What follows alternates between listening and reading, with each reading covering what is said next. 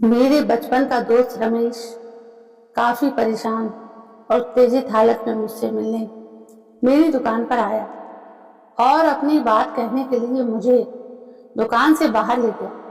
वो नहीं चाहता था कि उसके मुंह से निकला एक भी शब्द कोई सुने। मैं अच्छी खबर नहीं लाया हूँ, पर तेरा दोस्त होने के नाते चुप भी नहीं रह सकता। रमेश बेचैनी के साथ बोला, खबर क्या है? मेरे भी दिल की धड़कनें बढ़ने लगी। वंदना भाभी को मैंने आज शाम नेहरू पार्क में एक आदमी के साथ घूमते देखा है। वो दोनों 1 घंटे से ज्यादा समय तक साथ साथ थे। इसमें परेशान होने वाली क्या बात? मेरे मन की चिंता काफी कम हो गई, पर बेचैनी कायम थी। संजीव, मैंने जो देखा है उसे सुनकर तू गुस्सा बिल्कुल मत करना। देख, हम दोनों शांत मन से इस समस्या का हल जरूर निकाल लेंगे। मैं तेरे साथ हूँ मेरे यार। रमेश ने भावुक होकर मुझे अपनी छाती से लगा लिया। तूने जो देखा है वो मुझे बता। उसकी भावुकता देख मैं मुस्कुराना चाहा पर गंभीर बना रहा। यार, उस आदमी की नीयत ठीक नहीं है। वो वंदना भाभी पर डोरे डाल रहा है। ऐसा तो किस आधार पर कह रहा है? अरे, वो भाभी का हाथ पकड़कर घूम रहा था। उसके हंसने बोलने का ढंग अश्लील था। वे दोनों पार्क में प्रेमी प्रेमिका की तरह घूम रहे थे। वो भाभी के साथ चिपका ही जा रहा था। जो व्यक्ति वंदना के साथ पार्क में था, उसके रंग रूप का ब्यौरा मैं खुद रमेश को दे सकता था, पर यह काम मैंने उसे करने दिया। क्या तू उस आदमी को पहचानता है? रमेश ने चिंतित लहजे में प्रश्न किया। मैंने इनकार में सिर दाएं बाएं हिलाकर झूठा जवाब दिया। अब क्या करेगा तू? तू ही सलाह दे। उसकी देखा देखी मैं भी उलझन का शिकार बन गया। देख संजीव, भाभी के साथ गुस्सा व लड़ाई झगड़ा मत करना। आज घर जाकर उनसे पूछताछ कर। अब पहले देख कि वो उसके साथ नेहरू पार्क में होने की बात स्वीकार भी करती है या नहीं। अगर दाल में काला होगा, उनके मन में खोट होगा, तो वो झूठ का सहारा लेंगे। अगर उसने झूठ बोला तो क्या करूं? कुछ मत करना। इस मामले पर सोच विचार करके ही कोई कदम उठाएंगे। ठीक है, पूछताछ के बाद मैं बताता हूँ तुझे कि वंदना ने क्या सफाई दी है। मैं कल मिलता हूँ तुझसे। कल दुकान की छुट्टी है रमेश, परसों आना मेरे पास। रमेश मुझे सांत्वना देकर चला गया। घर लौटने तक मैं रह रहकर धीरज और वंदना के बारे में विचार करता रहा। हमारी शादी को 5 साल बीत चुके हैं। वंदना उस समय भी उसी ऑफिस में काम करती थी जिसमें आज कर रही है। धीरज वहां उसका वरिष्ठ सहयोगी था। शादी के बाद जब भी वो ऑफिस की बातें सुनाती, धीरज का नाम वार्तालाप में अक्सर आता रहता। वंदना मेरे संयुक्त परिवार में बड़ी बहू बनकर आई थी। ऑफिस जाने वाली बहू से हम दबेंगे नहीं, इस सोच के चलते मेरे माता पिता की उससे शुरू से ही नहीं बनी। उनकी देखा देखी मेरा छोटा भाई सौरभ और बहन सविता भी वंदना के खिलाफ हो गए। सौरभ की शादी 1.5 साल पहले हुई। उसकी पत्नी अर्चना वंदना से कहीं ज्यादा चुस्त, वो व्यवहार कसूर, वो जल्दी ही सबकी चहेती बन गई। वंदना और भी ज्यादा अलग थलग पड़ गई। इसके साथ सबका क्लेश और झगड़ा बढ़ता ही गया। अर्चना के आने के बाद वंदना बहुत परेशान रहने लगी। मेरे सामने खूब रोती या मुझसे झगड़ पड़ती। आपकी पीठ पीछे मेरे साथ बहुत ज्यादा दुर्व्यवहार होता है। मैं इस घर में नहीं रहना चाहती हूँ। वंदना ने जब अलग होने की जिद पकड़ी तो मैं बहुत परेशान हो गया। मुझे वंदना के साथ गुजारने को ज्यादा समय नहीं मिलता था। उसकी छुट्टी रविवार को होती और दुकान के बंद होने का दिन सोमवार था। मुझे रात को घर लौटते लौटते 9 बजे से ज्यादा का समय हो जाता। थका होने के कारण मैं उसकी बातें ज्यादा ध्यान से नहीं सुन पाता। इन सब कारणों से हमारे आपसी संबंधों में खटास और खिंचाव बढ़ने लगा। यही वो समय था जब धीरज ने वंदना के सलाहकार के रूप में उसके दिल में जगह बना ली। ऑफिस में उससे किसी भी समस्या पर हुई चर्चा की जानकारी मुझे वंदना रोज देती। मैंने साफ महसूस किया कि मेरी तुलना में धीरज की सलाहों को वंदना कहीं ज्यादा महत्वपूर्ण, सार्थक और सही मानती थी।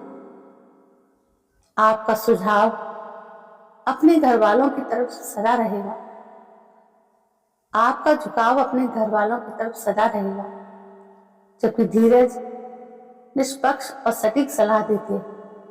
मेरे मन की अशांति दूर कर मेरा हौसला बढ़ाना उन्हें बखूबी आता है। वंदना के इस कथन से मैं भी मन ही मन सहमत था। घर के झगड़ों से तंग आकर वंदना ने मायके भाग जाने का मन बनाया, तो धीरज ने उसे रोका। घर से अलग होने की वंदना की जिद उसी ने दूर की।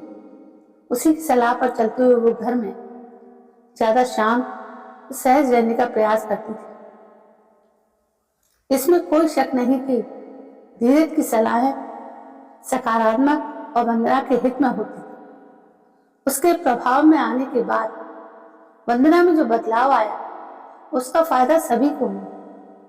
पत्नी की जिंदगी में कोई दूसरा पुरुष उससे ज्यादा अहमियत रखे, ये बात किसी भी पति को आसानी से हजम नहीं होगी। मैं वंदना को धीरज से दूर रहने का आदेश देता तो नुकसान अपना ही होता।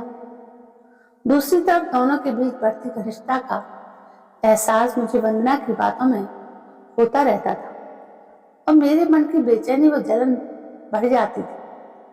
धीरज को जानना समझना मेरे लिए अब जरूरी हो गया था। तभी मेरे आग्रह पर एक छुट्टी वाले दिन वंदना और मैं उसके घर पहुंच गए।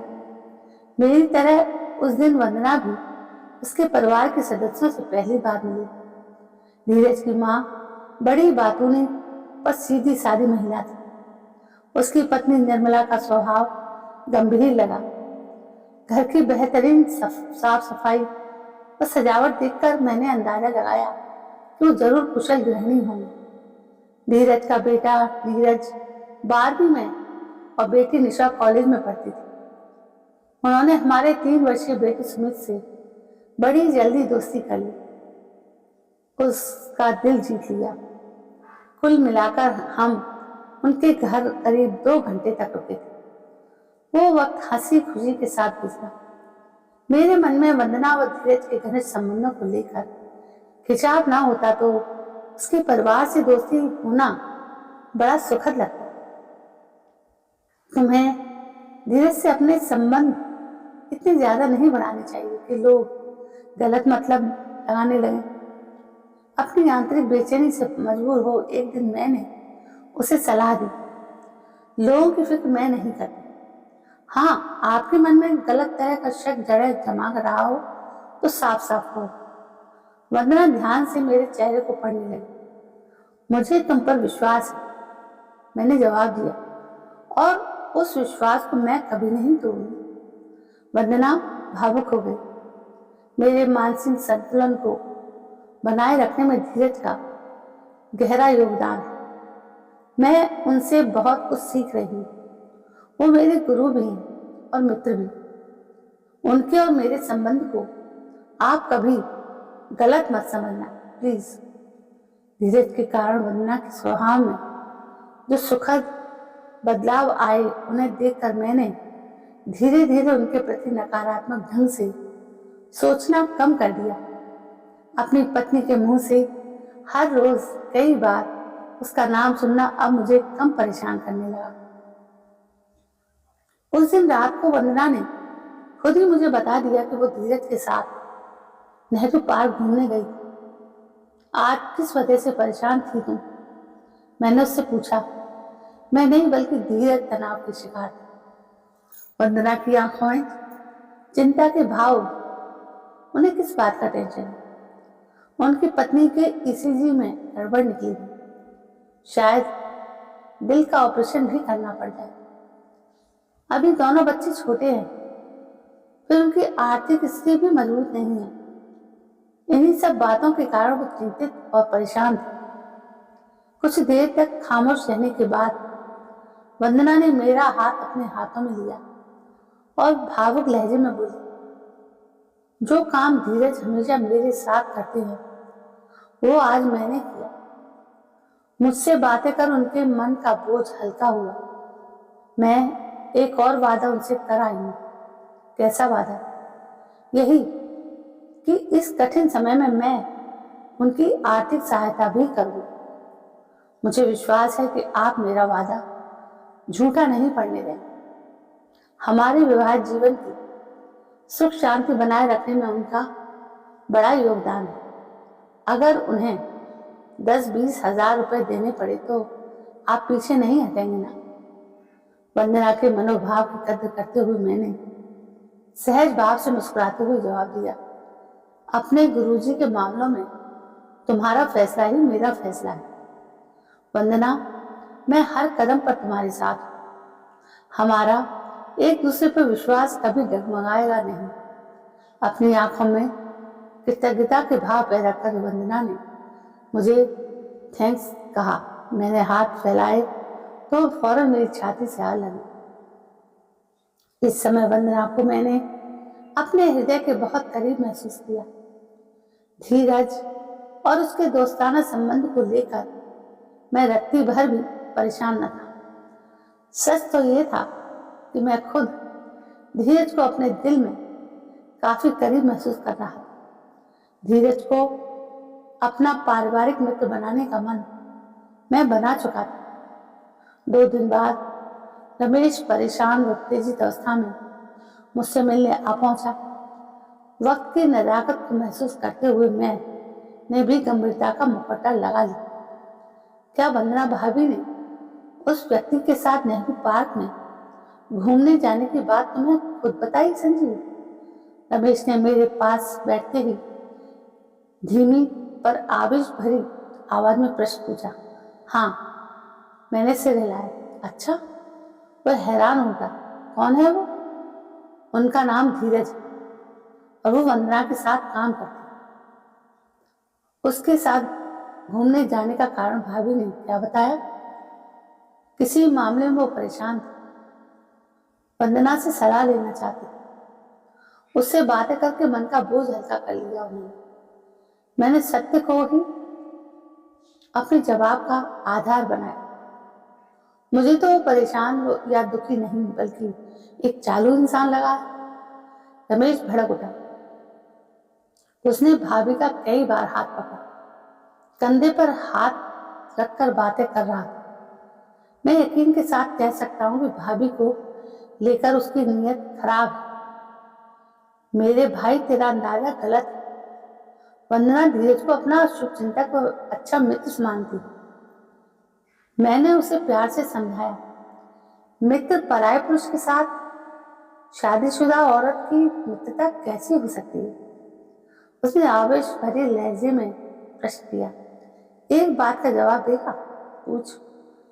हम दोस्तों में सबसे पहले विकास की शादी हुई थी। अनीता भाभी के हम सबसे लाडले देवर थे। उनका हाथ हमने अनेक बार पकड़कर उनसे अपने दिल की बातें कही हुई। क्या तब हमारे संबंधों को तुमने अश्लील व गलत समझा था? नहीं, क्योंकि हम एक दूसरे के विश्वसनीय थे। हमारे मन में कोई खोट नहीं था। रमेश ने जवाब दिया। इसका मतलब स्त्री पुरुष के संबंध को गलत करार देने के लिए हाथ पकड़ना महत्वपूर्ण नहीं है, मन में खोट होना जरूरी है। हाँ, और तू इस धीरज, पहले तू मेरी बात पूरी सुन। मैंने उसे टोका। अगर मैं और तुम हाथ पकड़कर घूमे या वंदना तेरी पत्नी के साथ हाथ पकड़कर घूमे, फिल्म दिखाएं, रेस्टोरेंट में कॉफी पी लें, तो क्या हमारे और उनके संबंध गलत कहलाएंगे? नहीं, पर पहले मुझे अपनी बात पूरी करने दो। हमारे या हमारी पत्नियों के बीच दोस्ती का संबंध ही तो है। देख, पहले की बात जुदा थी। अब स्त्रियों को पुरुष के साथ उठना बैठना नहीं होता था। आज की नारी ऑफिस जाती है, बाहर के सब काम करती है। इस कारण उसकी जान पहचान के पुरुषों का दायरा काफी बड़ा हुआ है। इन पुरुषों में से क्या कोई उसका अच्छा मित्र नहीं बन सकता? हमें दूसरों की नकल नहीं करनी है संजीव। मेरे मुकाबले अब रमेश कहीं ज्यादा शांत नजर आने लगा। हम ऐसे बीज बोने की इजाजत क्यों दें जिसके कारण कल को कड़वे फल आए? मेरे यार, तो भी अगर शांत मन से सोचेगा तो पाएगा कि मामला कतई गंभीर नहीं। पुरानी धारणाओं और मान्यताओं को एक तरफ कर नए ढंग से और बदल रहे समय को ध्यान में रखकर सोच विचार कर मेरे भाई। मैंने रमेश का हाथ दोस्ताना अंदाज में अपने हाथों में ले लिया। कुछ देर खामोश रहने के बाद उसने सोचपूर्ण लहजे में पूछा, अपने दिल की बात कहते हुए जैसे तू ने हाथ पकड़ लिया, क्या धीरज को भी वंदना भाभी का वैसे ही हाथ पकड़ने का अधिकार है? बिल्कुल है। मैंने जोर से देकर अपनी राय बताई। स्त्री पुरुष के रिश्ते में आ रहे इस बदलाव को मेरा मन आसानी से स्वीकार नहीं कर पा रहा है संजीव। उसने गहरी सांस खींची, क्योंकि तुम भविष्य में उनके बीच किसी अनहोनी की कल्पना करके डर रही हो। अब हमें दोस्ती को दोस्ती ही समझना चाहिए होगा, चाहे वो दूसरे पुरुषों या दूसरी स्त्रियों या एक पुरुष या एक स्त्री के बीच हो।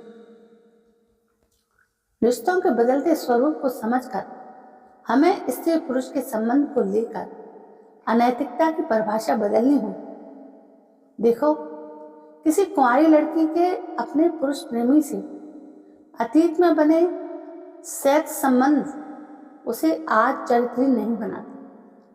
शादीशुदा स्त्री का उसके पुरुष मित्र के सेक्स संबंध स्थापित होने का हमारा भय या अंदेशा उनके संबंध को अनैतिकता के दायरे में नहीं ला सकता। मेरी समझ से बदलते समय की यह मांग है। मैं तो वंदना और धीरज के रिश्ते को इसी नजरिए से देखता हूँ दोस्त। मैंने साफ महसूस किया है कि रमेश मेरे तर्क और नजरिए में से संतुष्ट नहीं था। तेरी मेरी सोच अलग अलग है यार, बस तू चौकस और होशियार रहना। ऐसी सलाह देकर रमेश नाराज सा हो नजर आता और दुकान से बाहर चला गया। मेरा उखड़ा मूड धीरे धीरे ठीक हो गया। बाद में घर पहुंचकर मैंने वंदना को शांत और प्रसन्न पाया तो मूड पूरी तरह सुधर गया। हाँ, उस दिन मैं जरूर चौंका था जब हम रामलाल की दुकान में गए थे और वहां रमेश की पत्नी किसी के हाथों से गोलगप्पे खा रही थी और रमेश मजे में आलू चाट की प्लेट साफ करने में लगा। वो आदमी कौन था? मैं अच्छी तरह जानता था कि वो रमेश के मकान में ऊपर चौथी मंजिल पर रहता है और दोनों परिवारों में खासी पहचान। मैंने गहरी सांस ली। एक और चेला गुरु से आगे निकल गया ना। तो दोस्तों, देखा, ऐसे रिश्ते बदल जाते हैं। और इस कहानी का जो शीर्षक है वो भी बदलते रिश्ते हैं। तो कैसी लगी कहानी? यदि पसंद आई तो सब्सक्राइब करें। कल मैं फिर हाजिर होती हूँ, तब तक के लिए जय हिंद, वंदे मातरम। देखिए, कहानियां सभी अच्छी होती हैं, बशर्ते उनको ढंग से सुना जाए और उन्हें समझा जाए। दोस्तों, कहानियां अपने आप में एक दुनिया होती है। कहानियां सुनते रहें, कहानियां खत्म नहीं होती और बल्कि एक कहानी सुनने के बाद दूसरी कहानी अपने मन में उपजती है। यही कहानी का सबसे बड़ा असर है हमारे जीवन। धन्यवाद।